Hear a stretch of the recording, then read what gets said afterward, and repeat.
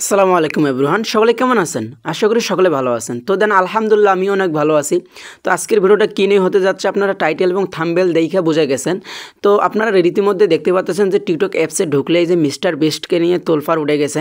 তো mister beast কি আসলে কি টিকটক অ্যাপসকে কিনে নিচ্ছে, না এরকম প্রতারণা, না কেমন কি? তো সে বিষয়ে নিয়ে কথা বলবো। তো আপনারা যদি চ্যানেলে নতুন হয়ে থাকেন চ্যানেলটা অবশ্যই সাবস্ক্রাইব করে দেবেন, পাশের বেল আইকনটি অন করে দিবেন। আসলে মিস্টার বিস্টে যে টিকটক অ্যাকাউন্টে কিনে নিতে চাচ্ছে এরকম বিষয় না, আরও অন্যান্য বড় মানের ইউটিউবার, বড় মানের ধনী পরিবারের লোকেরা এরকম টিকটক অ্যাপসটা কিনে নিতে চাচ্ছে।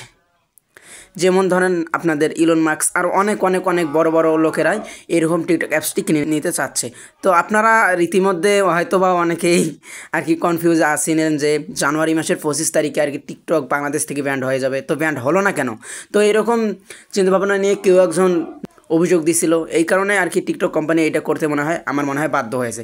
তো এখনও মিস্টার বিস্ট টিকটক অ্যাপসটি কিনে নেননি পার্মানেন্টলি। যদি নেন, মিস্টার বিস্ট যদি টিকটক অ্যাকাউন্টে কিনে নেন, তাহলে আপনারা কি খুশি হবেন? যদি খুশি হয়ে থাকে, আজকে আমি দেখতে চাই যে আপনারা কি খুশি হবেন যে মিস্টার বিস্ট যদি টিকটক অ্যাকাউন্টে কিনে নেয়, কি না হবেন? এটা একটু কমেন্টে জানাই যাবেন।